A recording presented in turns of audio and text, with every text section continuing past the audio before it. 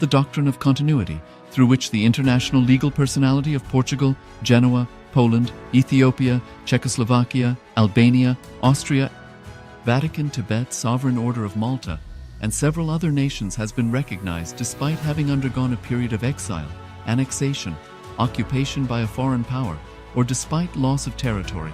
The SPH Nithyananda Paramashivoham, through well-established legal and historical facts about the Hindu sovereign state of the Surangi Samrajyam, derives all sovereign rights and powers of the royal lineage of the Surangi Samrajyam as its 203rd sovereign emperor, from his inheritance and continuation of the unbroken succession of the kingdom of Surya Vamsa Surangi Samrajyam Sarvanapitha. Surya Vamsa Surangi Samrajyam, through unification with 20 other sovereign Hindu states and sovereign ecclesiastical, historical entities, became part of the United States of Kailasa, which thus became a sovereign, independent juridical state, with the SPH Nithyananda Paramashivoham as the sovereign. Just as how the oceanic nations like Tuvalu have safeguarded their sovereignty from the existential threat of total submersion by amending their constitution and asserting that their sovereignty will persist regardless of the loss of their territory, Kailasa, which is a sovereign continuation of 21 sovereign Hindu states and sovereign ecclesiastical historical entities, is also reviving and continuing the Kumari Kandam Hindu nations that got submerged. As per the doctrine of continuity, these facts imply that the Kailasa's statehood is recognized by international law and manifests as a natural outcome of well-established historical legal facts. Share your time, talent, and treasure. Become part of Kailasa. Sign up as an eCitizen https://kailasa.ecitizen.info.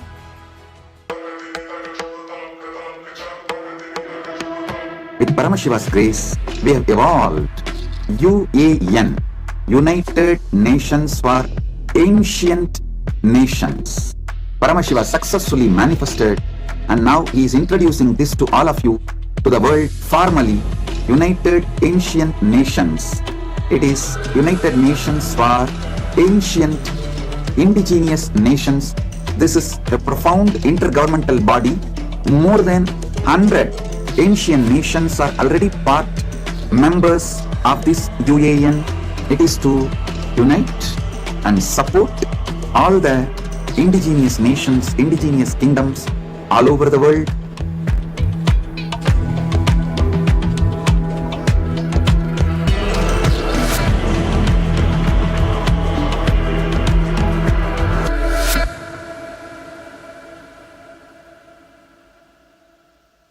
Around 5,000 years ago, at the end of Mahabharat War, the ancient enlightened Hindu civilization consisted of 10,000 Hindu traditions, or sampradayas, that existed in 56 Hindu nations, 200 Hindu kingdoms, 1,700 Hindu provinces that covered more than 6 million kilometers square of Asia. The Supreme Pontiff of Hinduism, SPH, Bhagavan Sri Nithyananda Paramashivoham, is the reviver of Kailasa, this ancient, enlightened Hindu civilizational nation. Kailasa is an unbroken cultural, religious, historical, civilizational, and sovereign continuation and revival of multiple of these historical Hindu sovereign states and Hindu ecclesiastical entities. The unbroken continuity of these ancient Hindu nations through Kailasa results in the legal recognition of Kailasa as per the international customary law, particularly the doctrine of continuity. The international law, the doctrine of continuity, implies that upheavals and revolutions within a country, changes in government, territorial adjustments, measures taken during military occupation, or other internal transformations do not negate the existence of the country. Nithyanandam Paramasukadam Kevalam Dhyanamurtim Dvandvatitam Gaganasrisham Tattvamasya Dilaksham Ekam Nityam Vimalavachalam Sarvati Sakshibhutam Bhavatitam Trigunarahitam Sadgurum Tam Tamami. It's Nithyananda, all of you. Welcome to post darshan, after darshan session. So we would like to welcome everybody. So yes, and requesting all of you to switch on your cameras. We are available in the cameras because this is the time that we start manifesting the powers. After the darshan is the right time when your the frequency of your consciousness has risen to the super conscious level, because just having the glimpse, even for a few moments, when you have the glimpse, Nayana Diksha, your consciousness raises to that super consciousness. So this is the time when you start manifesting the powers. So let's directly jump into the power manifestation.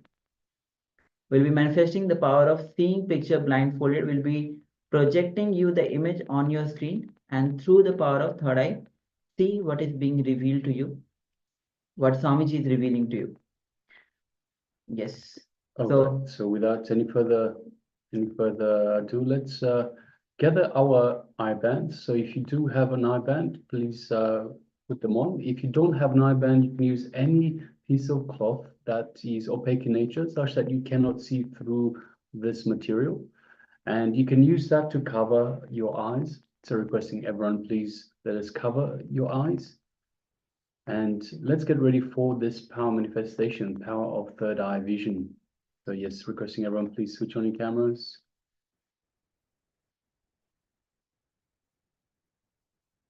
Requesting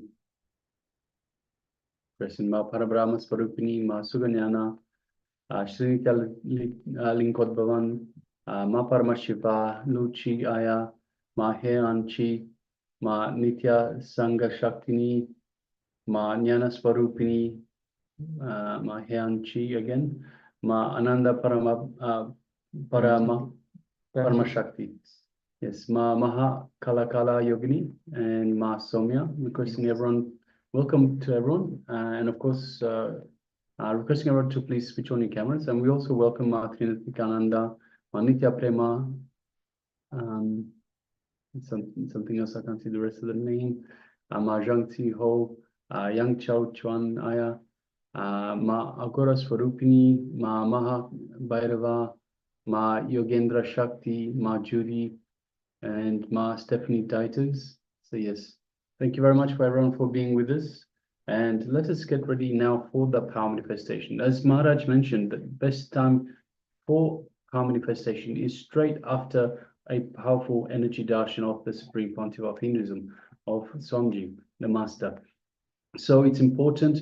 See, Swamiji lifts our energy higher and higher, our consciousness, our vibrational energy higher and higher. So it's important that we bolt this higher energy into our system, into our muscle memory by doing this power manifestation.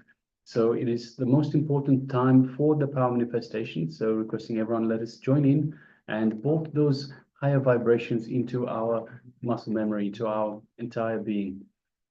So let's gather the eye bands and cover our eyes with the eye bands or any piece of cloth that will prevent you from seeing the image that will be displaying on the screen.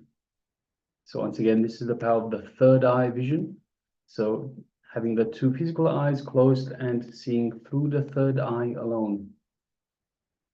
All right, so once you have your eyes closed, your eyes covered, and of course, it's important that you have an eye cover as opposed to just closing your eyes, because there'll be some distractions in the house. So there'll be the phone messaging, there'll be some people talking outside or whatever it might be. There's going to be some distractions. You'll be tempted to open your eyes. Once you open your eyes, you see the image, and it's no longer a power manifestation. It's seeing through the two physical eyes. So requesting everyone, please make sure you cover your eyes with a blindfold or any material. So if you can, if you have one available, please go ahead and cover your eyes now. All right, so now let us get ready. So once you've got your eyes covered, let us sit comfortably with the head, neck, and spine in a straight line. It's important to have the head, neck, and spine in a straight line to facilitate the free movement of the Kundalini energy.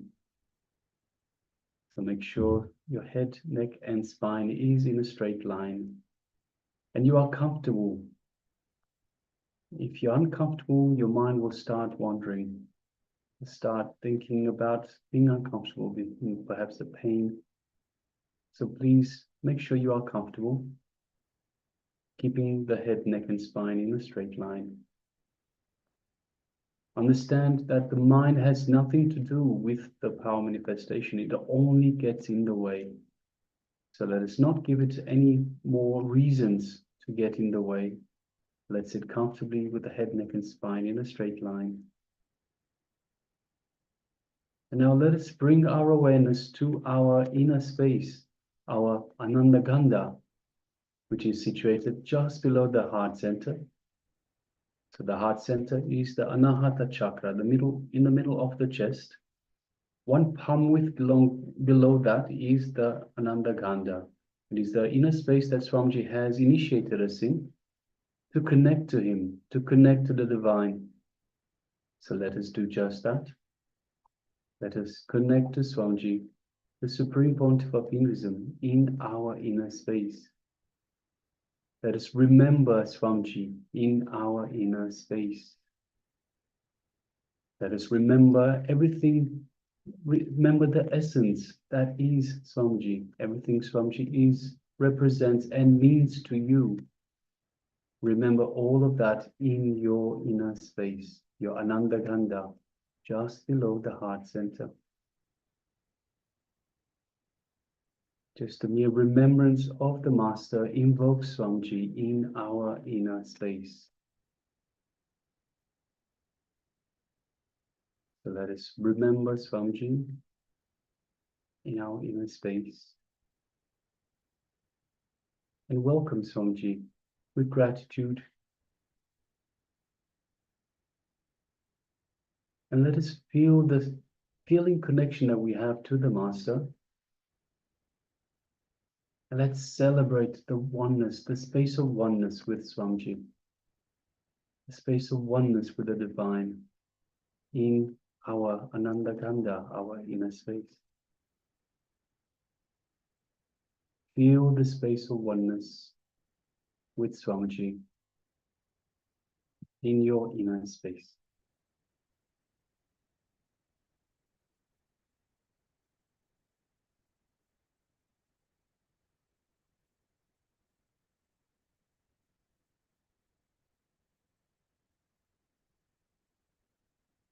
If any thought arises, any distractions, just unclutch. Any doubt, any fear, any worry, any anxiety, just unclutch. Become the witness. So we unclutch by becoming a witness, distancing ourselves from the thought, from the disturbance. You can put a label on the thought if you wish, to help you distance yourself from the thought. Don't get involved in the thought. Just label it. Understand it is a thought. It is a disturbance. Just the way the thought comes up, let it go back down. Don't get involved. Don't get entangled. Just let it go back down. Become the witness again and again, unclutching again and again. Coming back to the space of restful awareness in our inner space. Space of restful awareness that is between two thoughts. Is where we find our strongest connection to the divine, strongest connection to Swamiji, strongest connection to our true self. We find our true self in this restful awareness.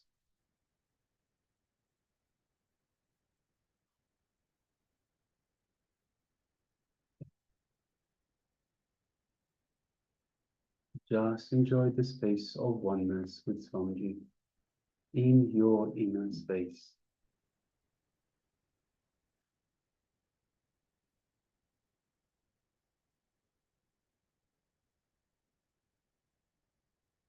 Now let us move our awareness to the third eye, just between the eyebrows.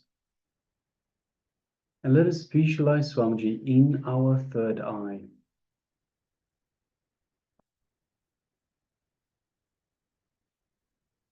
Now let us gently gaze into the Master's third eye. Gaze through the third eye, keeping the two physical eyes closed. Just gazing through the third eye, just gently. Don't concentrate. Don't strain yourself. Just the way you would look at a flower. Gaze through the third eye into Swamiji's third eye. Your Anya Chakra into Swamiji's Anya Chakra.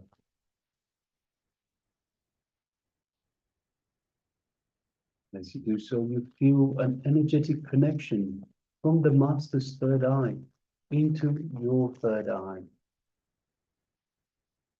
Feel a light buzzing sensation, a light build-up of energy in your third eye. Swamiji is awakening and energizing your third eye. So go ahead and feel all of that in your third eye, your Anya Chakra.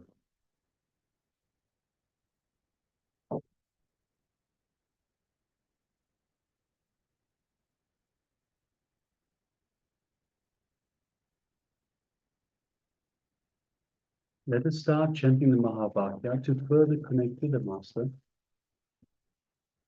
Om Nithyananda Paramashivoham. Om Nithyananda Paramashivoham.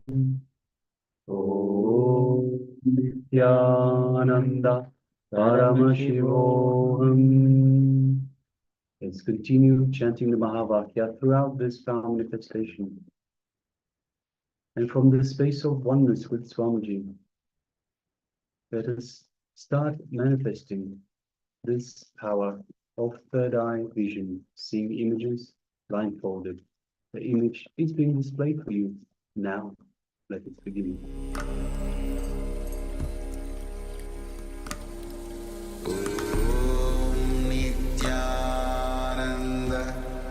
Paramashivoham.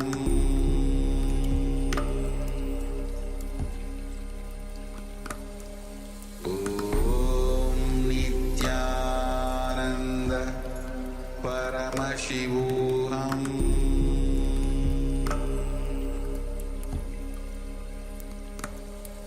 Om Nithyananda Paramashivoham. Paramashivoham. Om Nithyananda Paramashivoham.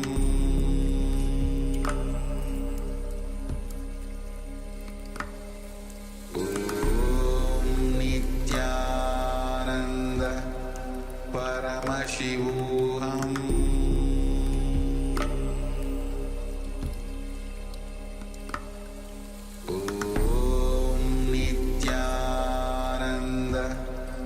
Paramashivoham. Paramashivoham. Om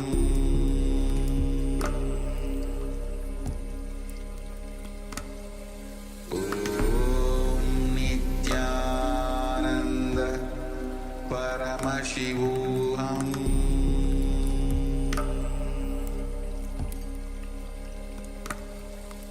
Om Nithyananda Paramashivoham. Paramashivoham.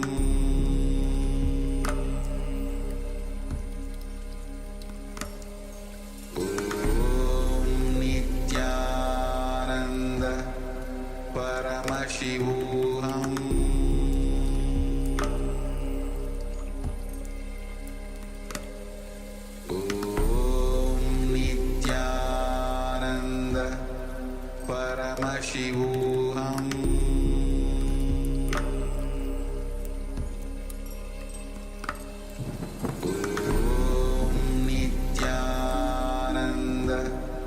Paramashivoham.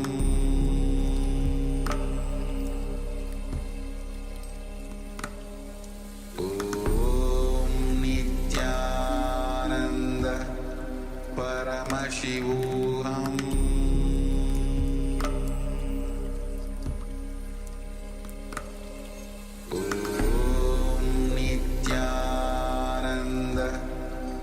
Paramashivoham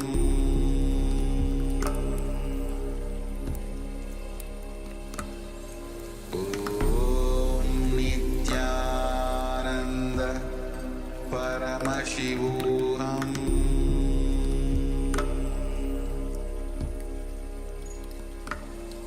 Om Nithyananda Paramashivoham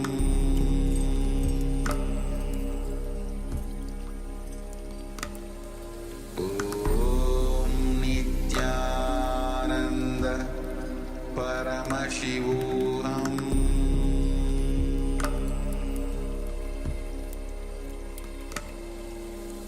Om Nithyananda Paramashivoham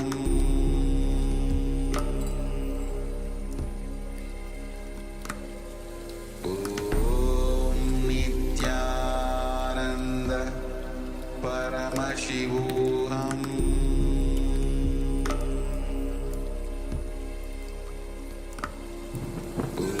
Om Nithyananda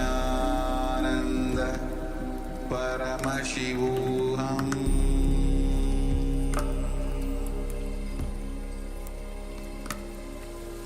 Om Nithyananda Paramashivoham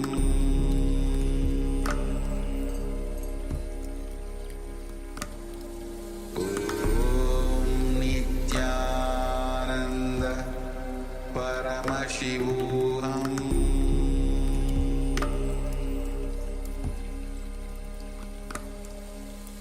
Om Nithyananda Paramashivoham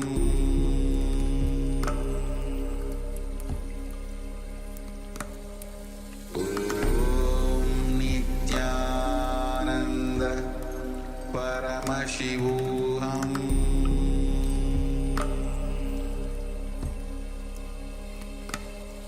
Om Nithyananda Paramashivoham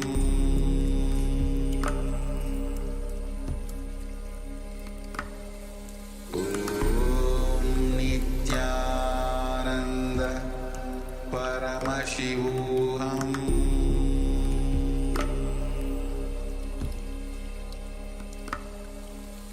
Om Nithyananda Paramashivoham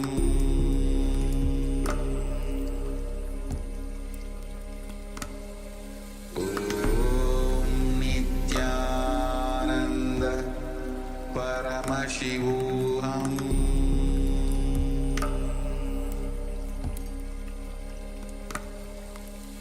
Om Nithyananda Paramashivoham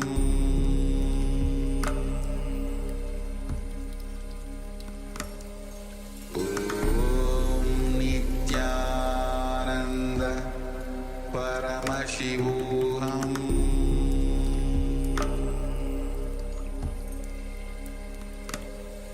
Om Nithyananda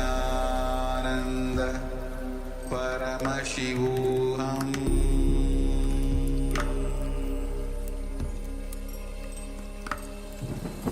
Om Nithyananda Paramashivoham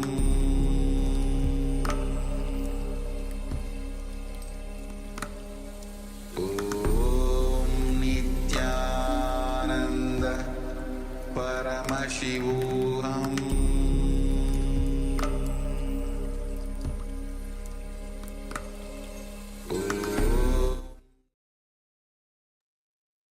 Right, you can relax.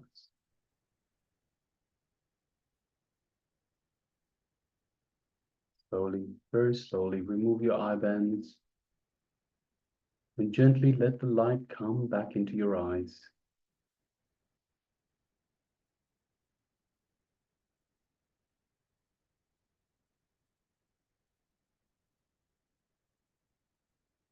And once the light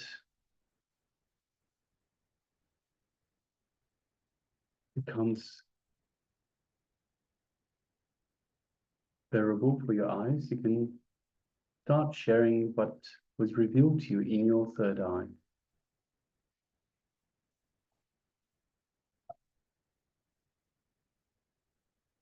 So requesting everyone, let us now share what was revealed to you in your third eye. So what's the details of the image that we displayed for you for this round of power manifestation, power of the third eye? Please go ahead and share.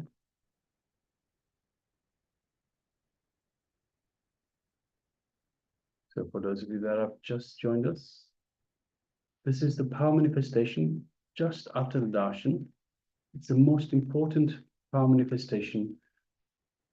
We have been infused by Swamiji with all the higher consciousness, higher energies. And it's important that we brought these energies into our muscle memory. So requesting everyone to please switch on your cameras and take part in this. We will be having a second round as well, so everyone can take part. So for those of you that have just joined us, welcome. And you'll have the chance to take part in this power manifestation as well. We'll have a second round shortly.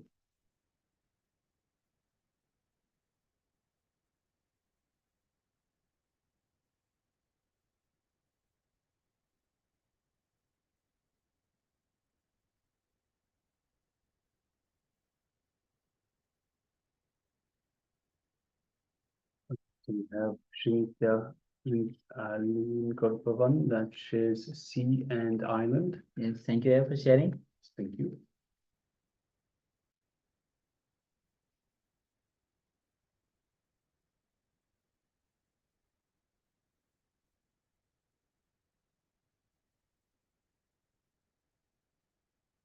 And Sri Limodvan also shares blue color and water. Yes, thank you for sharing. Yes, thank you for sharing.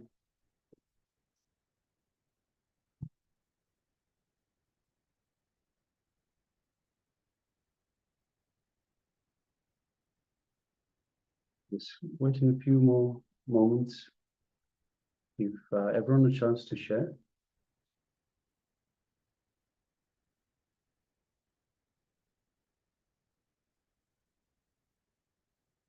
So Manitya Sangashaktini and Yang Chao Chuan Aya, requesting if you're all, yes, we have a sharing from Yang Chao Chuan Aya. On the way to manifest for this time, I need more practice. Yes, thank you very much for sharing, Aya.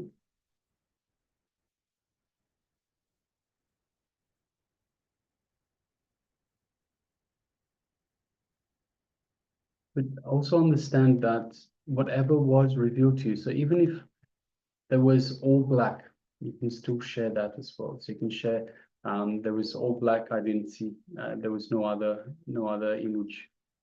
Or you could perhaps also pay attention. So it's important, everyone, pay attention to everything that is happening in and around your body. So whether, see, this power can manifest in any different ways. You could be through sense of smell, sense of touch, sense of hearing. So it can be a sound, it can be a smell, a taste, a touch. It can be just experiencing some energy movement through your body. It can be in so many different experiences in so many different ways. And of course, it can also be just as a vision, or perhaps some information that will give you a clue about the vision. So like just a piece of information that is suddenly there that you don't, there's no reason for it to be there. So anything that is taking place while you're doing this power manifestation, you can share that. Ma Nitya Sangashaktini says, She said, I'm thinking about something else. Okay. All right. So with this, let's move to the verification. We'll be projecting the image on your screen. Yes. So yes, this is the image. You can see resort on the water itself, on the ocean itself. And Yes, it's filled with on the pillars, it's built on the pillars. It's kind of a hut type roof. And Lingotvanaya has nicely shared sea and island, blue color, water. So yes, island. I'm not sure about the island, but definitely it's a sea. Blue color, water. Yes, Yes, so we can't really see the island itself, but we know the island is there. So it's an island resort that is actually built on the water, so just in the water. So yes, yes. Thank you, yeah, for sharing and manifesting. yes, congratulations for manifesting, Aya. All right, Ma Nitya Sangha Shakti Ma. So if your mind starts wandering, then again bring it back to the restful awareness, the space of restful awareness by unclutching. So unclutch again and again until you come to the space of restful awareness. So every time your mind starts wandering, unclutch. Become the witness. Become the witness to the thought itself. You can label the thought and say, yes, this is a thought. And this way you distance yourself from the thought. So again and again, unclutch, Ma. Practice unclutching. The more you practice unclutching, the better you will get at it as well, Ma. And she said the color of the roof of the blue house has been scanned. Okay, so you saw the blue, the roof of the blue house. Yes. Thank you very much for sharing, Ma. Congratulations. Yes. All right, so now let us move on to the second stage, the second round of the palm manifestation. So requesting everyone to once again put on your eye bands.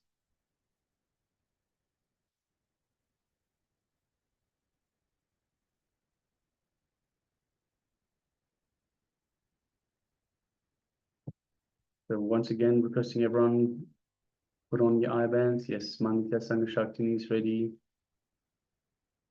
Yang Chao Chuan Aya is ready. Requesting everyone, please. Ma Paramashiva, you can put on your eye band, Ma. Ma Zhang Ti Ho, if you could, we can see you there. If you could take part in the palm manifestation, Ma.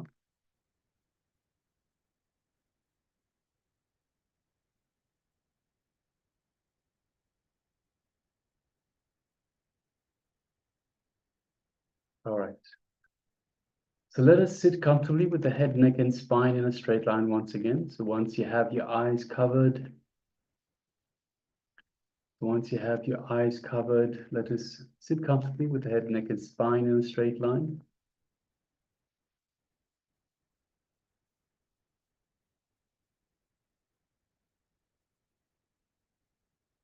So just sit with your head, neck, spine, in a straight line, and remember Swamiji in your space.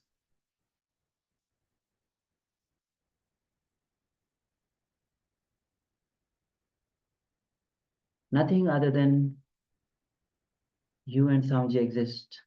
Just forget the world, forget the mind, forget the body.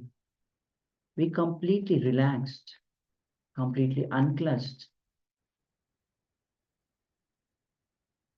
Don't create any tension.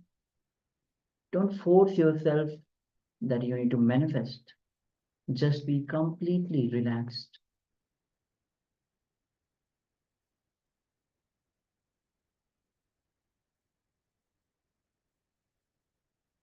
And again, connect with Swamiji, the super conscious energy.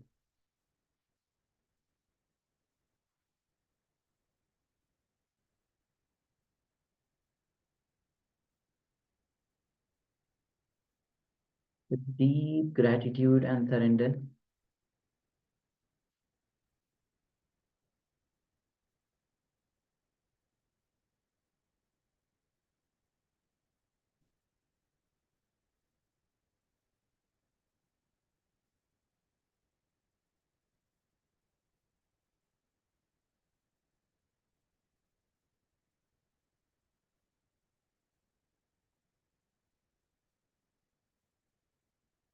When you bring deep gratitude and surrender, automatically Swamiji flow through you. You allow Swamiji to flow through you.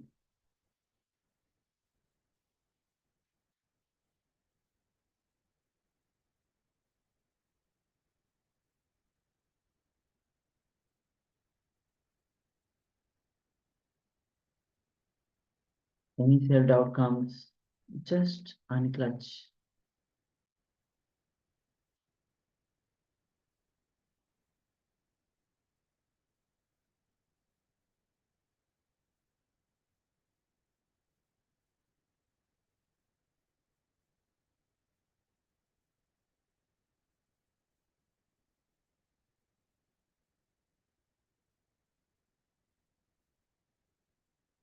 Let Swamiji reveal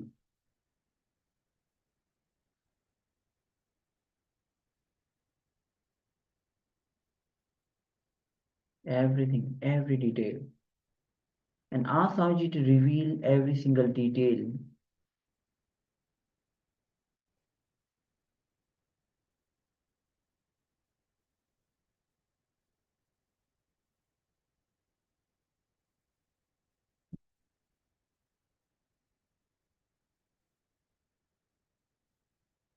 To bring your attention, your awareness to the third eye,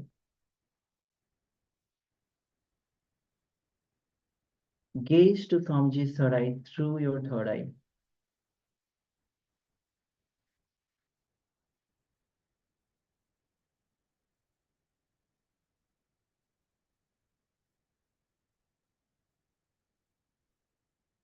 Just reside in the third eye.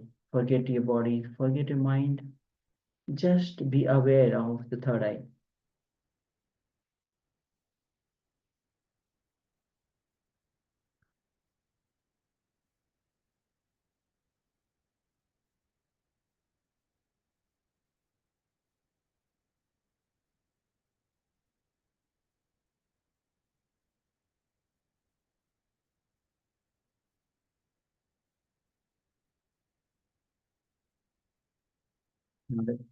Connect with Swamiji with the Mahavakya. Om Nithyananda Paramashivoham Nithyananda Paramashivoham Om Nithyananda Paramashivoham. Keep chanting the Mahavakya and have that deep feeling connection with Bhagavan as we enter into this round of our manifestation. The image is being projected on screen. Let's begin.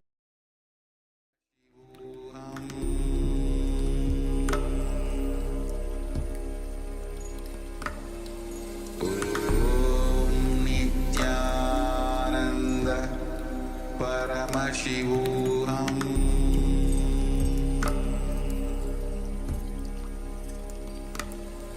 Om Nithyananda Paramashivoham Om Nithyananda Paramashivoham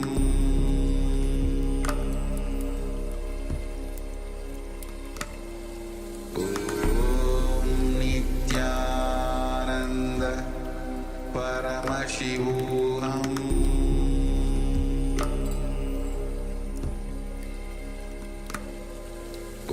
Om Nithyananda Paramashivoham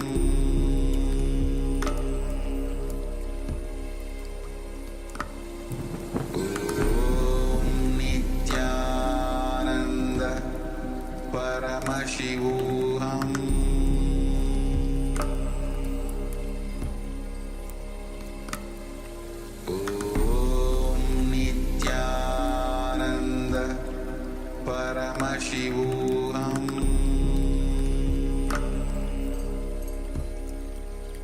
Paramashivoham Om Nithyananda Paramashivoham Om Nithyananda Paramashivoham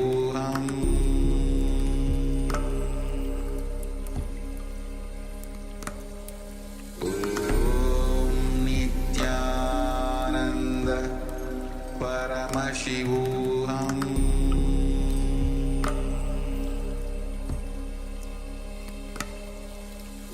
Om Nithyananda Paramashivoham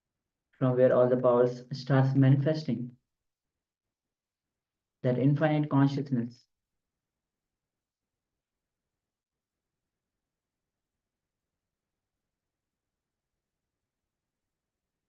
Where Swamiji is in. That's why when you connect with Swamiji, you connect with that infinite consciousness. You get pulled towards that infinite consciousness.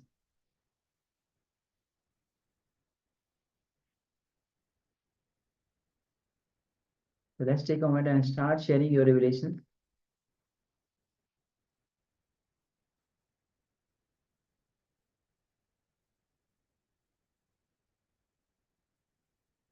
And even once you have, when you connect with Swamiji, the oneness brings so much of healing, so much of health in you. You don't have to do any effort. Health and healing just simply flows through you.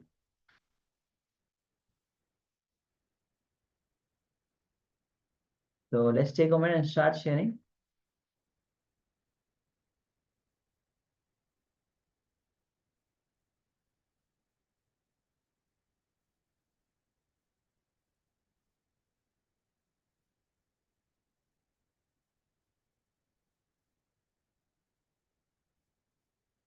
Anything that is revealed to you, do not judge, do not hesitate to share.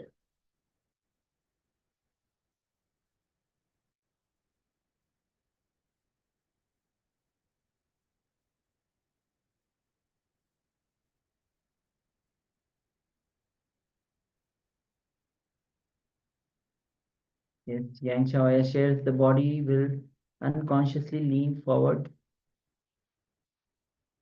on others on the way to on the way to manifest. Okay, thank you for sharing. Okay, if someone can translate.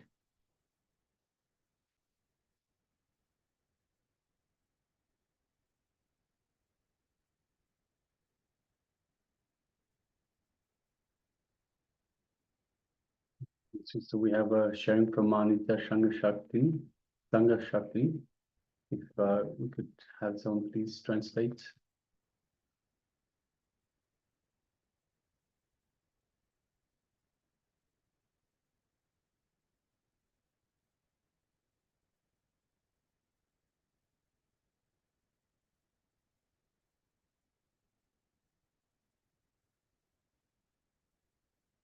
Yes. Red one is a picture of Swamiji's third eye.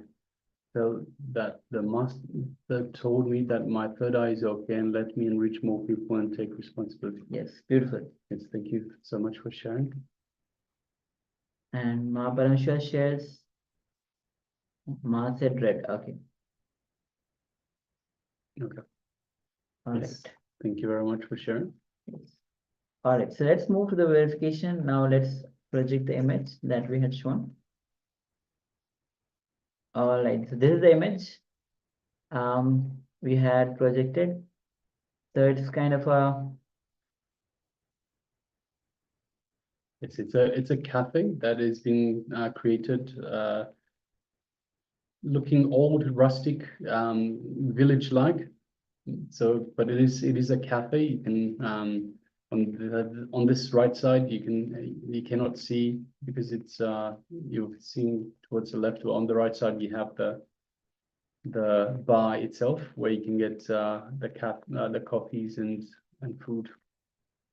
It's a very nice rustic village-like setting that's very appealing these days. So, and it's a very nice image. yes. All right. So let's go through the sharings. So the body will unconsciously lean forward. Okay. Thank you. Thank you for sharing. Yes, thank you. Ma Shangasakni shares red is the picture of Swamiji's third eyes. We definitely have the red in the picture, ma, and it's kind of a shape of a triangle. So yes, I felt that the master told me that The three eyes are okay. Let me enrich more. That's a good, very good, powerful cognitions that you're holding. And Swami says again and again to enrich others, because there's no others. When you enrich others, anything that you are suffering from depression, Swami says if you are suffering from depression, start enriching others. So it's a very powerful cognition that you have shared, Ma, and it's for all of us. Whether you're feeling depressed, the best way is to enrich, and all with all the powerful cognition, because there is no others. When you start enriching others, you get enriched in turn.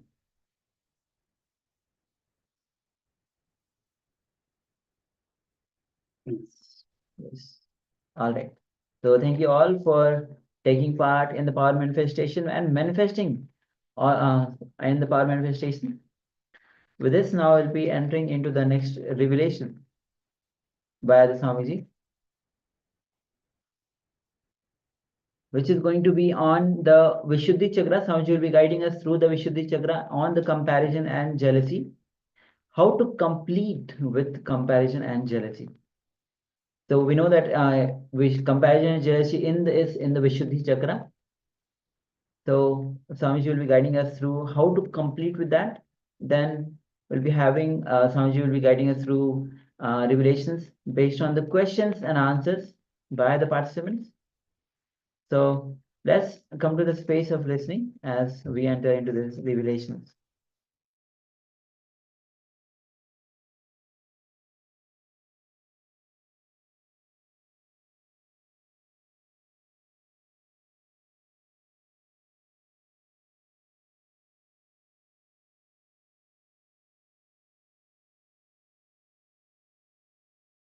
Next pattern we will work on is the pattern of jealousy and comparison. Vishuddhi Chakra, throat center. The thought pattern of jealousy and comparison.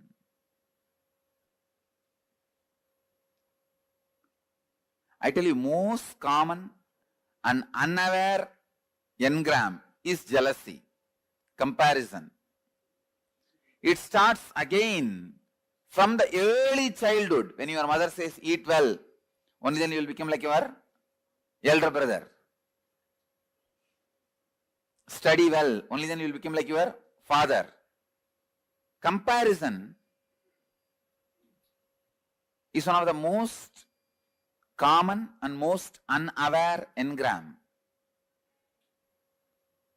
You compare wealth, you compare in health, you compare in beauty, you compare in education, you compare in intellect, you compare in practically everything. But you need to understand one thing.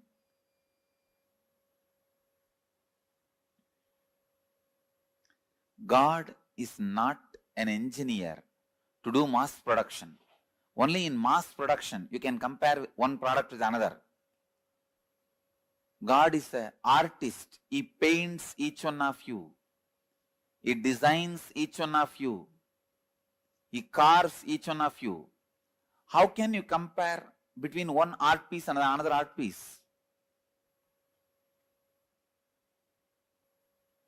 You are unique.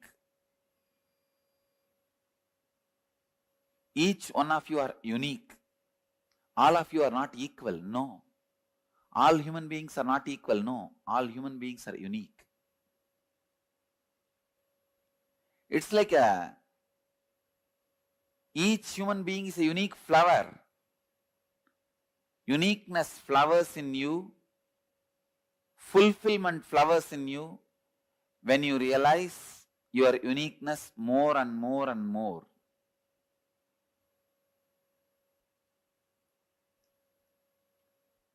If you dig out the comparison engram, you will understand. Sometimes you waste years of your life just because of comparison. Your neighbor has a big house. Even though you don't need, you waste so much of your time, energy, putting it and investing it in a house. Finally, when you have the big house and are not able to maintain it, when you are not able to maintain, when you realize you don't need that big house, you feel, oh God, 8 years of my life I wasted in this. I really needed a car. I could have put little bit of money into the car. Instead, I put all the money into this house, now I am not able to maintain.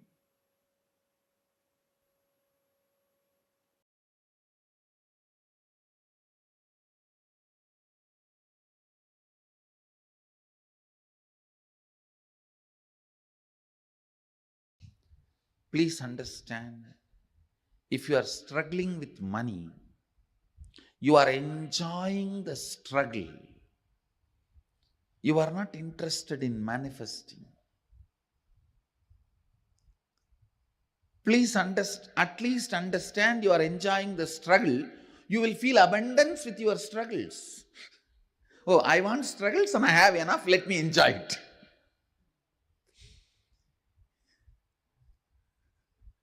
At least feel abundance. You want struggles, 2000 struggles around you, and you have 2500 struggles. Enjoy them.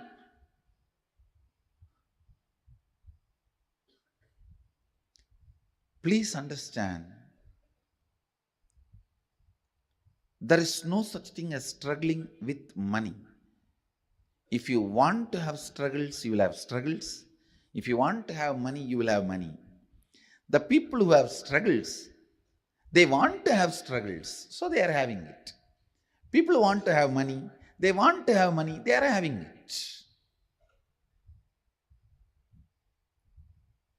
So, decide, you want to have struggles or you want to have money, you will have it.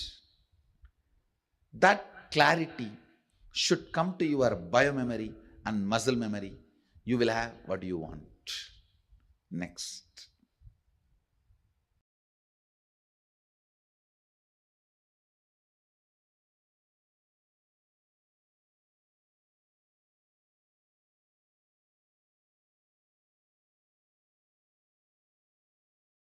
Please understand, in each of this, you have your vested interests.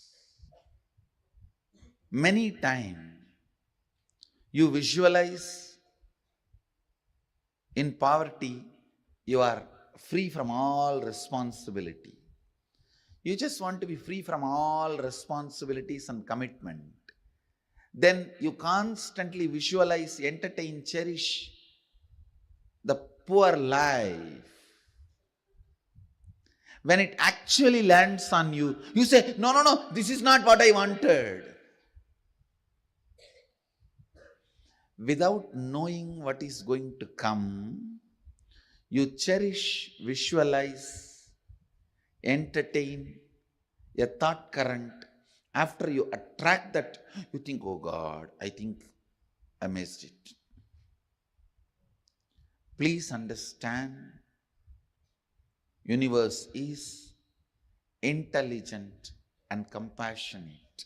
It gives you only what you ask for, never anything else. And if you have manifested poor health, unhappy relationship, poverty, look in why you manifested. Why you manifested. And dig it out from your muscle memory and biomemory, the root patterns. Why you manifested poor health, poverty, unhappy relationships, and complete it. You will understand you always manifested only what you wanted, knowingly or unknowingly.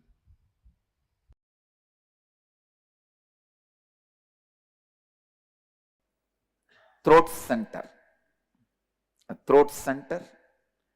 This throat center is blocked when there is a non-alignment between the imagination, expectation you carry about others and the others' expectation about you. Listen. When there is a non-alignment between your expectation about others and others' expectation about you, that is where the jealousy and comparison starts. Listen. You may have a superficial jealousy, superficial comparison, very superficial, like while you are driving in a Mercedes-Benz, if a BMW passes by, a superficial comparison. But those things does not affect you. The root jealousy, the root comparison which affects you is the non-alignment of your expectation and the other person's expectation.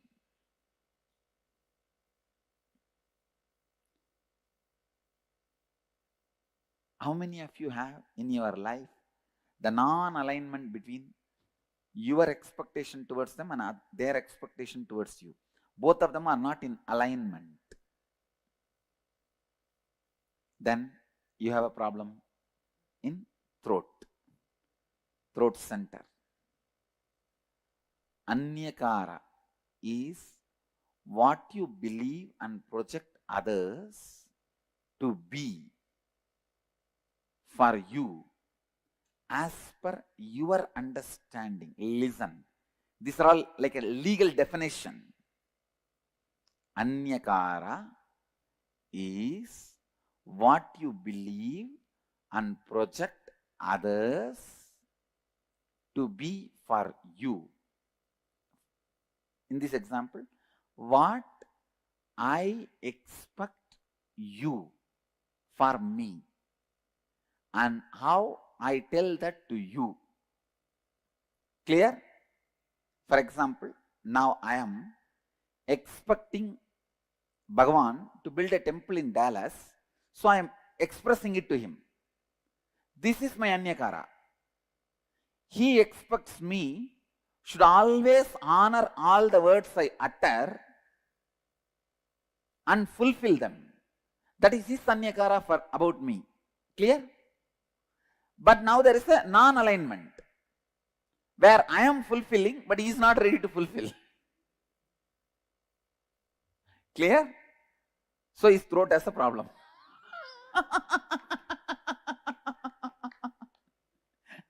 Now, is there anybody who are not cognizing?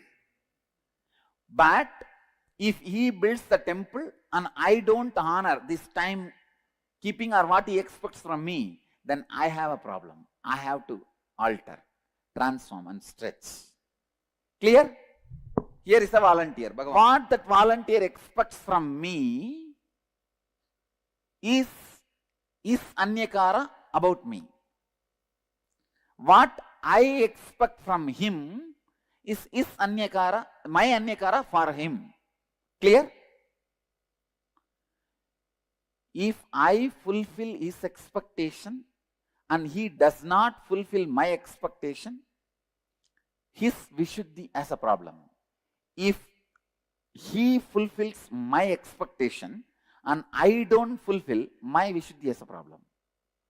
Clear? So always be stretching, fulfilling everybody's Anyakara with whom your life is involved. Clear? Still anybody? Not clear? Come on, come to the mic. If you complete that, you cannot fulfill his expectation. Then yes, if you complete it, then no problem. Then no problem. No problem. Even then, you are not expressing your capacity. You are integrated but not authentic. Understand? Now you will see. You will flourish in your business. You will flourish in your job. You will flourish in your relationships. In everything you will see, because you have decided not to give up on you. Understand? You have decided not to give up on you. Understand? You saw the live demonstration of somebody opening their Vishuddhi center. When he said he will not, his Vishuddhi was locked. The moment he decided he is going to do, his Vishuddhi opens. So I tell you, not giving upon you and others is the way to open the Vishuddhi. Don't give up on people. I demonstrated, I don't give up on him. I was very authentic with him. Even if he does not want to do, I did not force him. I just left it. But I am not going to give up on him. I am going to wait. I'll wait and see to it he realizes sometime. When I carry that cognition, I am going to wait. Immediately he realizes. He realizes. So in all those moments, understand, my decision not to give up on you is the one which is pulling you up. That is the rope. That is the connection. Clear? Now, I'll repeat. My expectation about the other person is my anyakara about him. The other person's expectation about me is that person's anyakara about me. When there is a non-alignment between these two, Vishuddhi as a problem, who fulfills it as flowered Vishuddhi, who does not fulfill as a collapsed throat center.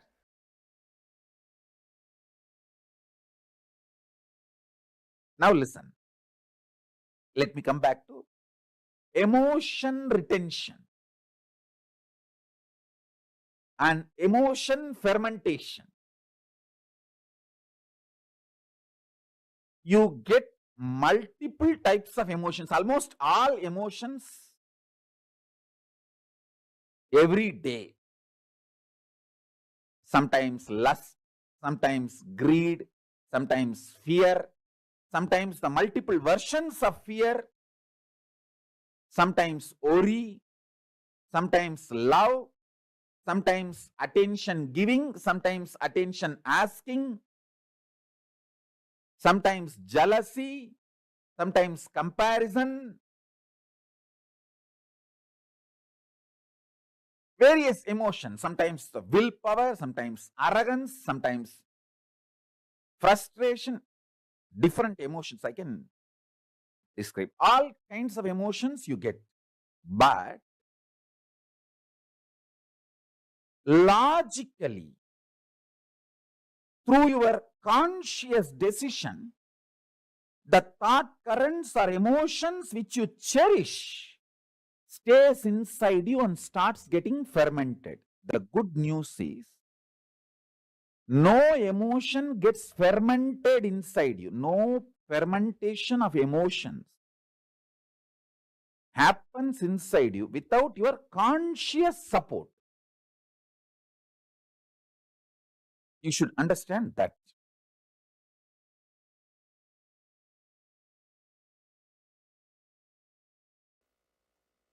Please understand, I am talking a practical science. Listen. I am giving you the essence.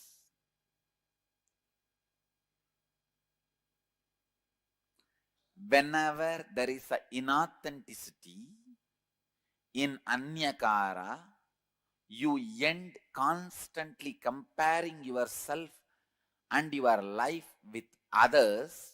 You end up with jealousy, hurt, anger, suffering. Then you are caught in comparison and jealousy. Jealousy is outcome of deep, innate violence you carry. Listen, I am putting it in a better way. Please understand, when somebody expects something from you, when their image about you demands your expansion, you are not interested in expansion. The violence you have, you show towards them as jealousy, saying, you expect this from me? Come on, now I will expect this much from you. You prove. Getting it? Cognizing it? How many of you are cognizing it? Jealousy starts to justify. Listen. Jealousy starts to justify you not fulfilling others' image, or, listen, jealousy starts to justify you not fulfilling others' image. Understanding? See, I will not fulfill what he wants from me because he does not fulfill what I want from him. And I will expand what I want from him before even thinking whether he is going to fulfill or not. If he has 10 million, I'll put it as 100 million I want from him. Then go there and say, see, he's not fulfilling my 100 million, so I'm not going to fulfill what he wants from me. Getting it? Cognizing it? Jealousy starts as the justification. Clear? Then it becomes a violence to declare your supremacy. Let me tell you, cognize, listen. First, hey, you have 10 million. If I ask 10 million, you may give. No. I'll ask 100. So you can't. So now, because you are not fulfilling, I can justify why I am not fulfilling. Why I am not expanding me to you? Because you are not expanding you to me. As a justification, jealousy starts. Then you have justified to many people that why you are jealous. Why you are jealous. Why you are jealous. You are justified to many people. And many people have fallen with your argument. And they say, all right, you are right, you are right, you are right. Then the jealousy doesn't keep quiet. It declares, now I am the supreme. Listen. For example, I say, hey, give me 100 million. You are not giving. So now I am also not going to fulfill your image about me. Then this fellow, he says, yes, right. He falls. Then second fellow comes. For him also, I am not going to expand to you because you are not expanding to me. Justification. He falls. So one by one, when people start falling, suddenly you declare, hey, I am the most supreme. How many of you are cognizing it? Do you see in your life, in some areas, you have declared supremacy? At least one area you have to declare supremacy to keep yourself alive. If you don't declare supremacy, even in one place, you cannot tolerate you. How many of you are cognizing me?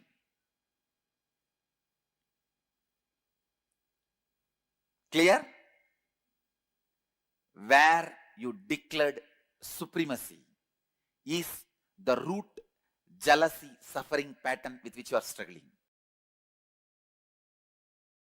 Listen, look in and verify at least 2 situations that happened in your life where you experienced jealousy and used it as a justification mechanism. Means, he is not fulfilling, why should I fulfill? I am justified. Some way.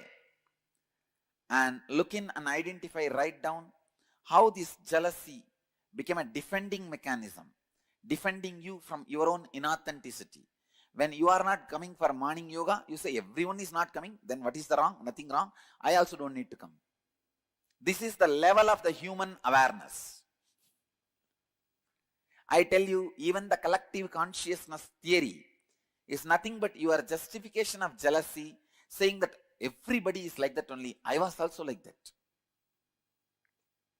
And the third, look in and identify and write down how your defending mechanism protected your inauthenticity and how you declared supremacy of your inauthenticity.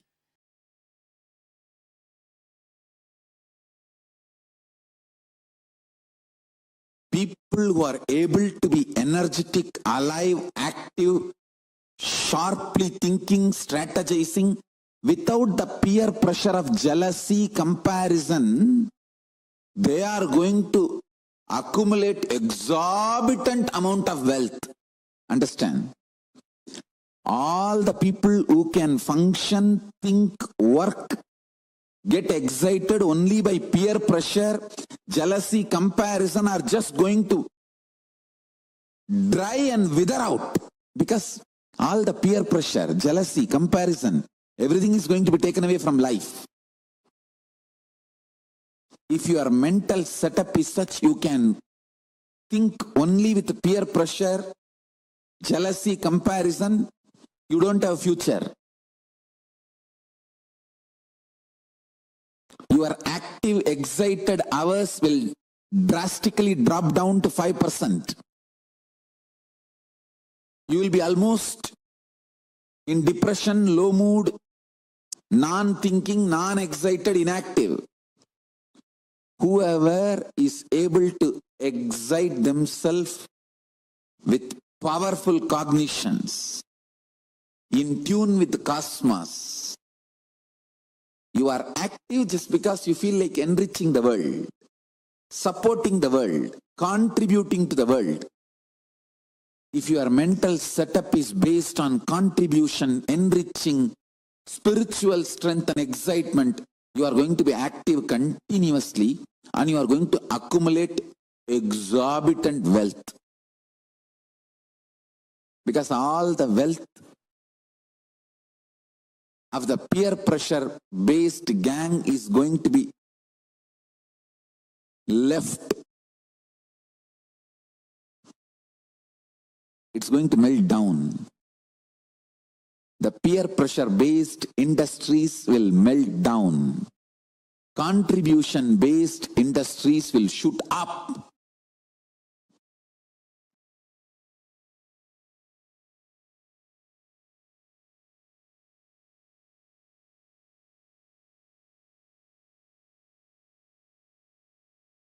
Thank you for letting me come here. Actually, I had a question which came to me a few months back and I'm still a little puzzled over it. I'm actually a photographer and I started work as a photographer only 1 year ago. So initially, the assignments I was getting for photography, nobody wanted to pay me and that disturbed me a lot. Now I'm getting assignments and people are paying me but not enough. So my confusion is whether I should be okay with it or I should not be okay with it, and if I should ask them for more, and if so, how much should I ask? I feel afraid that I'll become greedy like everyone else if I ask people for to pay me more for my talents or for my services. So two things, ma. One, do not hesitate to ask. First thing. Second, do not stop being creative because you are being paid only less. See, when you create a kind of an hatred for the people who pay you back, you snub your creativity. So, have confidence to ask and have courage to radiate. Have confidence to ask and have courage to share. Do not stop being creative based on the money you have been paid. Then it will curtail your creativity and intelligence. But you don't need to be covered, or you don't need to have less courage and confidence not to ask. thank you, sir. That's my click. Two reasons. Come on. Then?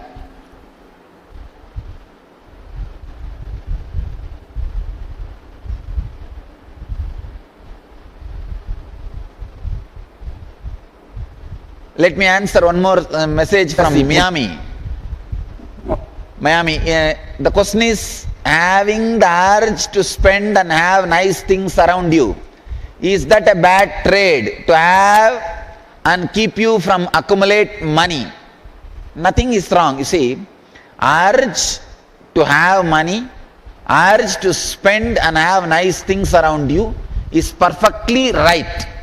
Not wrong. Right. I came from the big, in that when we are grown up, during our, when we are rising up, he strongly believed that we are poor and we are not affordable. For each and every situation, we thought that we had that thought in our mind.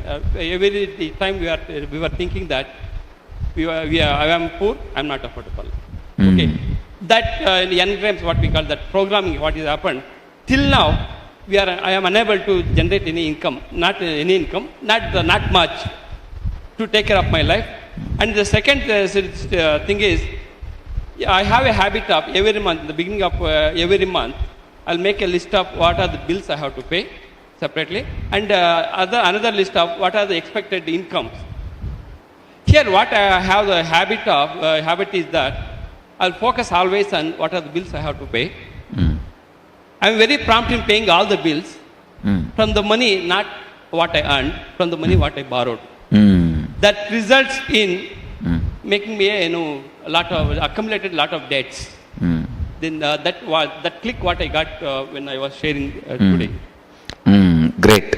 How you are mismanaging money. Great. See what he said, I think all of you understood. That is a self-explanatory. Great. Anybody else? It's from Singapore. How not to be overprotective and over-calculative of existing money. Does it stop creation? Ships are safe in shipyard, but they are not created to be in shipyard. They are created to be in ocean. Just because they are safe in shipyard, you can't say, why not let me keep my ship in the shipyard itself?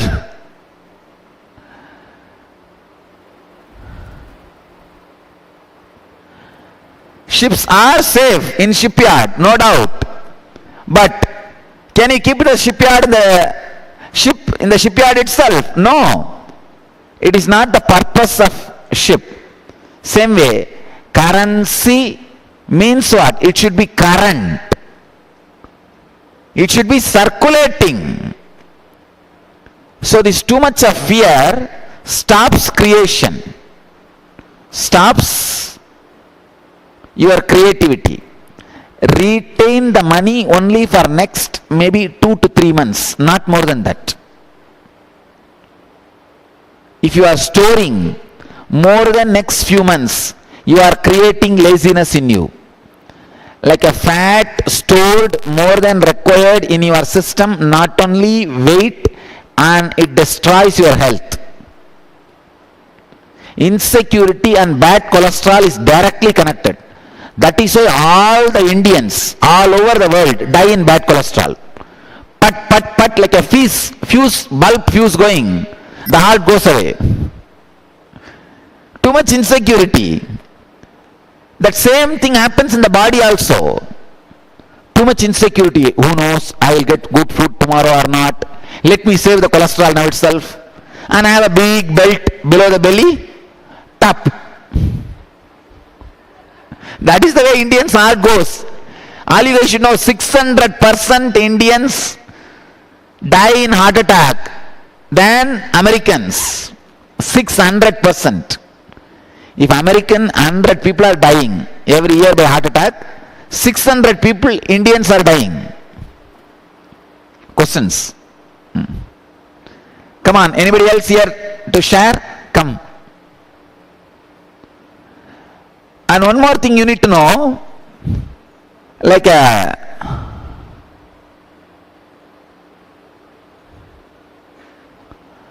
spirituality and money.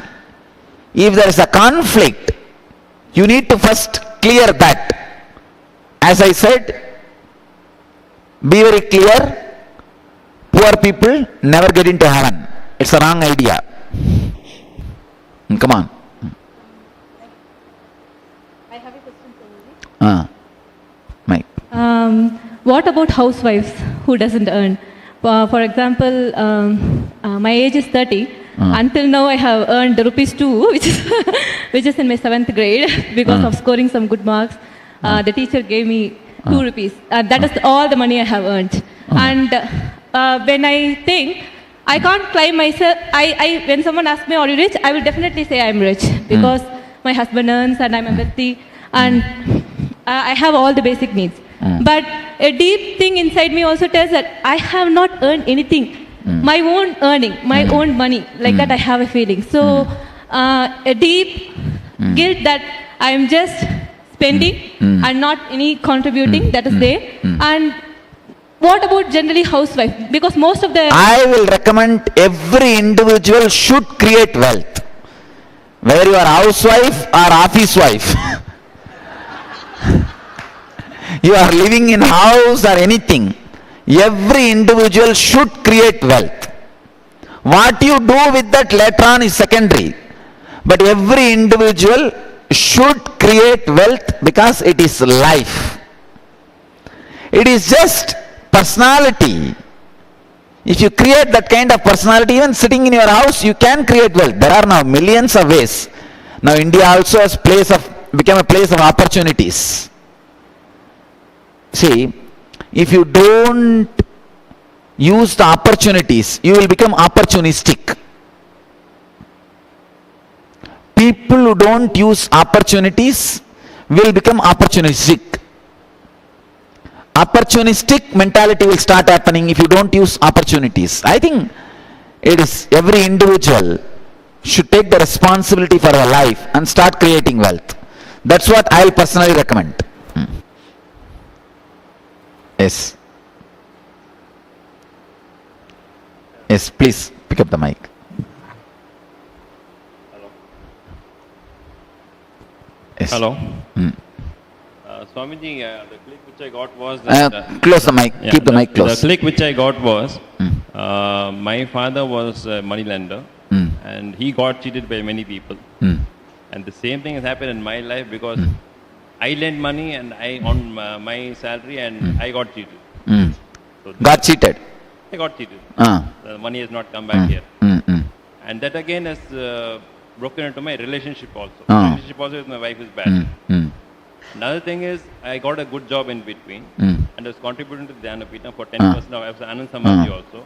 And then that I created my own lack of self-image by saying that I am worth being paid this money.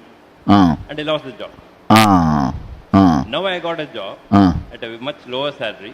Again I am getting that whether I am being worth being paid this money. Now I am trying to change it by saying yes, I am being more than this.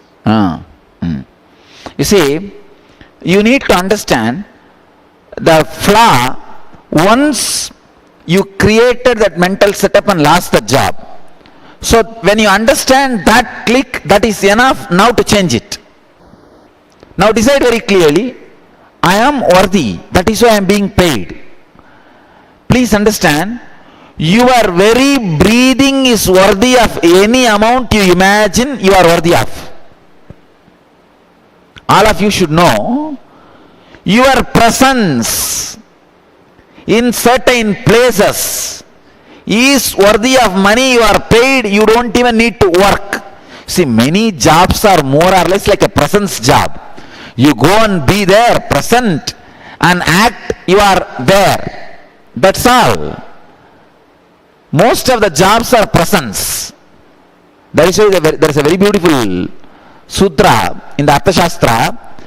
If a owner of the land is present in the land, crop grows by itself. It's more or less like a presence. Only thing you need to know, you need to understand your presence is worthy of what you are being paid in return.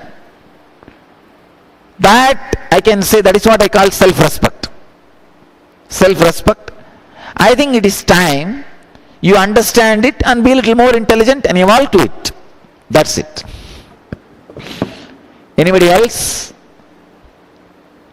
Here I have some more questions. I'll share.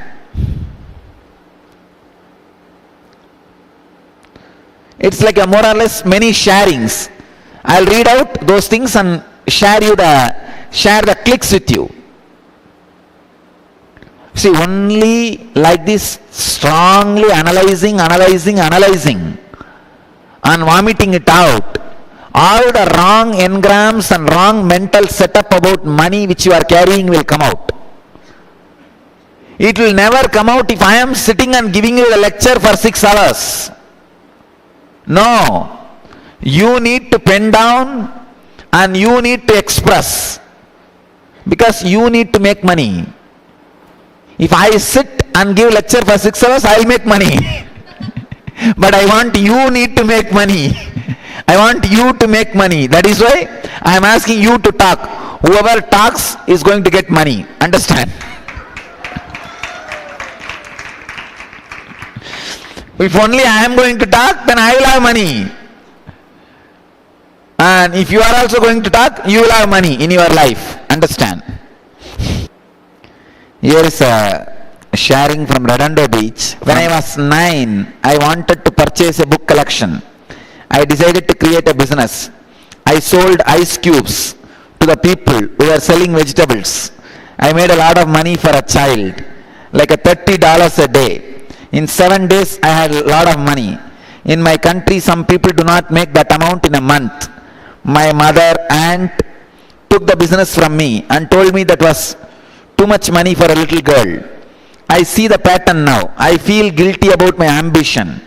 Same thing happened to me in graduate school. I wanted to make a movie, which I was so passionate about. But friends and professors would say, why don't you make something smaller? Whenever I come up with money, it is taken away from me, or people tell me if my project comes to fruition, I will not know them anymore. Please understand, this is a constant suppression being forced on you. You need to break from this suppression and you need to kill these people in your life. I am not saying kill physically, kill mentally. They should not play anymore their role in your life. Winnie Ocean? Where is she? Yes. Don't allow them in your life. Understand? So reclaim your freedom. And reclaim your freedom. Decide, I am not going to let these fellows work on me anymore. So the other day, one of my brahmacharini, she asked me, Swamiji, how can I get enlightened? She is suffering with her grandmother's conditioning. I told, put your grandmother's photo in your room and beat that photo with chappal every day. No, really. I told her, she is dead. But I said, she is dead, but she is not dead inside you. You need to beat her photograph with chappal, left and right, for giving you this third-rate dirty conditioning. Only then you will be out of that suffering. You will be enlightened. Buddha says very beautiful. Somebody comes to Buddha and asks, Buddha, give me enlightenment. Buddha says, go and kill your parents and come. He was shocked. How can I kill my parents? He said, not physically. The image and conditioning of the parents which is inside you, kill that and come back. So I tell you, kill all these fellows inside you, not outside you. Don't kill outside, then you will be in prison. Kill inside. Mentally, don't allow them to live anymore in you. That's the solution. Here is a question from Ohio. If we settle for I have enough, does that mean we are having a buffalo or laziness mentality? Exactly. Exactly. I can say it is not even a mentality of buffalo, it is mentality of buffaloes. Plural. You see, you have the right to have the mentality of how much you can possess, but you don't have the right to stop creation. Create millions and millions. You can decide, all right, I am not interested in having it with me, I will share it with the world. That's perfect. But don't stop creating. Exactly in my life, I don't possess anything. Left and right I create and share it with the world. I am constantly creating and sharing it with the world. That's all.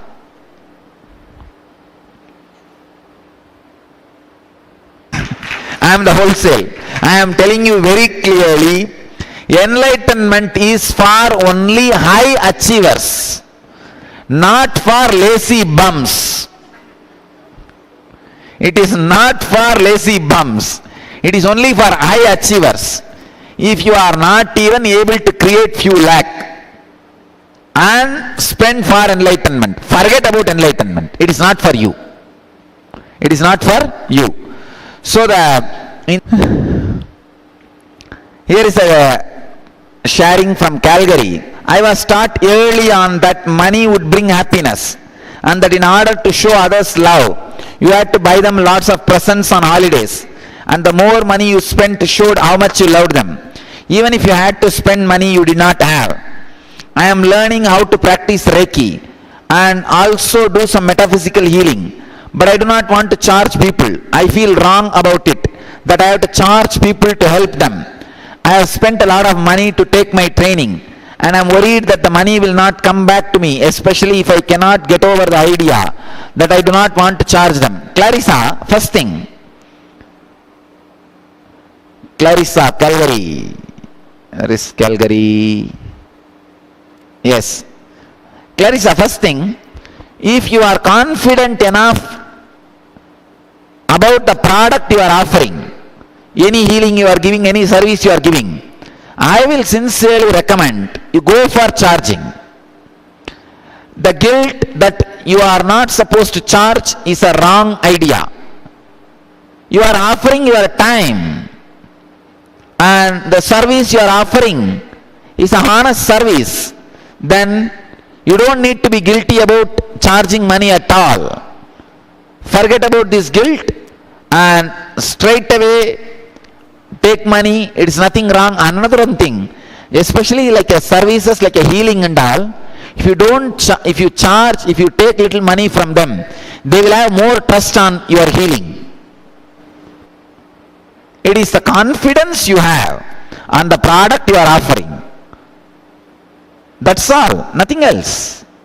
So I'll sincerely recommend you to charge, and they'll also have trust over you.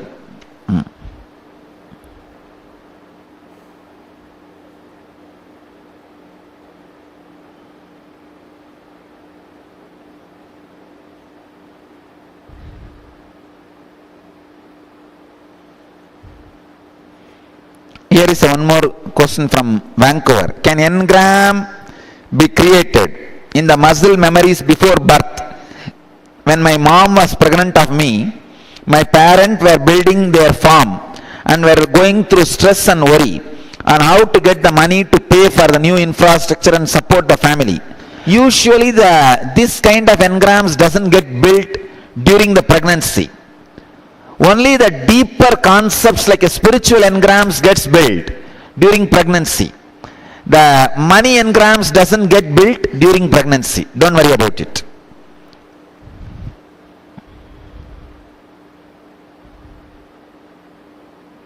This is the message from Vaideki. Problem, I can't relate to money. I don't have clear understanding about money. I go to work, earn a decent salary and spend it all within a week.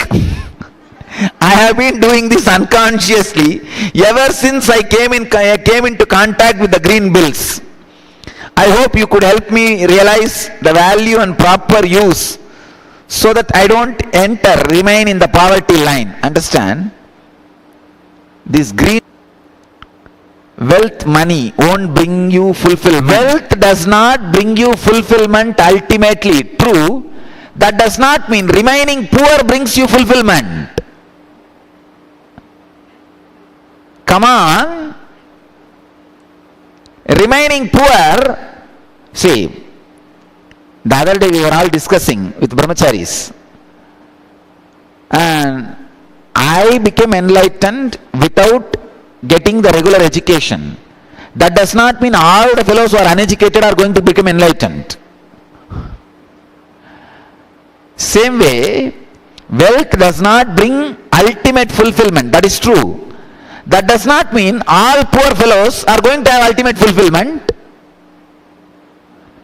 Wealth and poverty both are equally not going to bring you ultimate fulfillment. So ultimate fulfillment is different line altogether. No way you being wealthy or poor is going to interfere, stop or prepone or postpone your enlightenment. Then why don't you be wealthy? Your wealth is neither going to postpone nor going to prepone your enlightenment. So that is totally different direction. San Jose, sometimes I regret money I have spent. Why? Why is everyone asking everyone else's money? Family to invest money. The problem is, in India, your money is not your money. It is your friend's money. It is your family's money. It is all the poor relatives around you, their money. All of them think they have share over your money. And no, really. All of them think they have share over your money. Especially if you are living in America, all Indians think in America, all over the road, dollar bills are running, floating and flying. You just need to go there and have few gunny bags, just dump everything and send it in the ship to India. Come on. You come to reality and teach all your relatives about reality. Your money is your money, my money is my money. You are having money because you worked for it. I am not saying don't be compassionate, don't be charitable. But be very clear. Only when you are very clear you are not going to repent for it, be charitable. If you feel you may repent in future, don't be charitable. Be very clear. Charity should not come with guilt. Then you will be stuck with it. Understand? The moment you start counting what all you gave, you lost all the merit and punya of giving. For example, if you have given some money for some your friend or a family or a temple or a school or a ashram for something, even once if you count, I have given all these things, over. All your punya is gone. You chine punye madhyalogam vishanti. Come back to ordinary world. All your merit has gone. Your token for heaven is taken away. Now, no more heaven. Get back to your regular life. So anything makes you count. It is the question from Lokesh, San Jose. So if you are repenting, don't give. Be very clear. If you are regretting, don't give. Just see that you are making them understand your money is your money and their money is their money.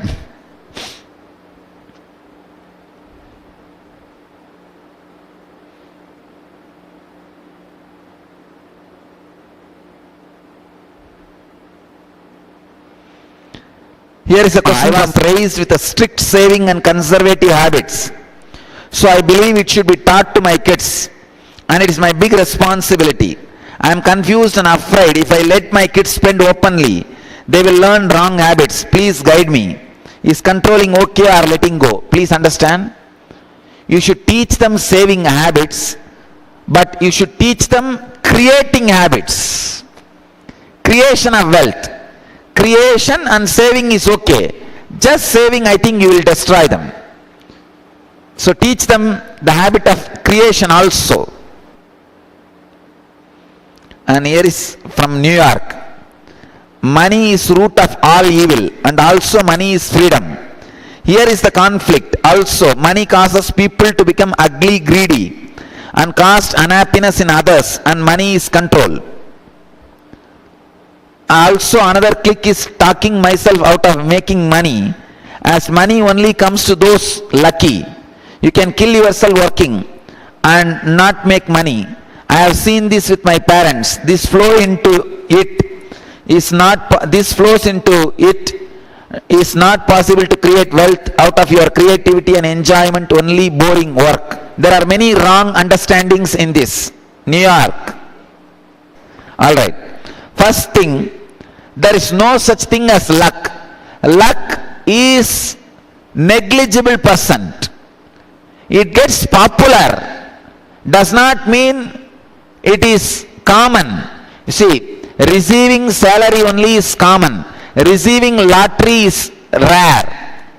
Only 0.01% of the population receive lottery in their life. 99.99% of the people receive only salary in their life.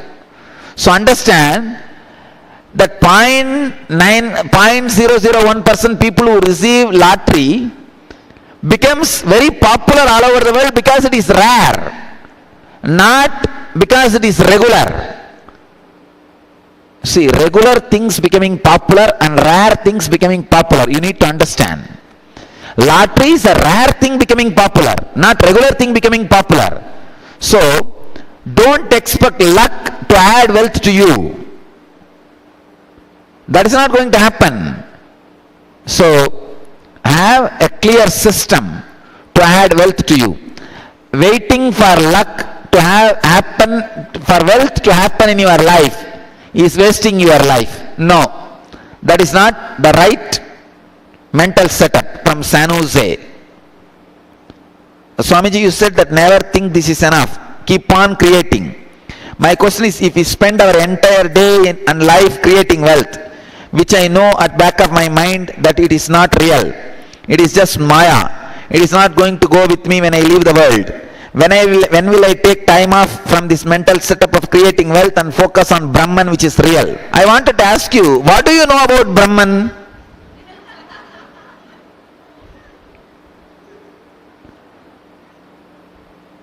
Come on, relax. You don't need a separate time to put your mind on Brahman.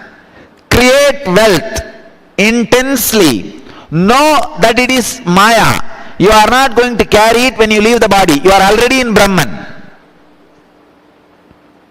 Create wealth intensely, knowing you are not going to carry it when you die. You are in Brahman. There is no other separate Brahman. You need to sit and catch and jump on him. Relax. I think you... Yes. And with that, we have come to the end of our day for today, our program for today. So we are now shortly going to close the day. If you have any questions, do let us know. So you can let us know now if you have any questions on anything that we have covered so far today. It has been a pleasure looking after you today. And thank you everyone for having joined us for today. Make sure that you join us again tomorrow. So tomorrow is another wonderful day of program. So today will be day number 7 of the program.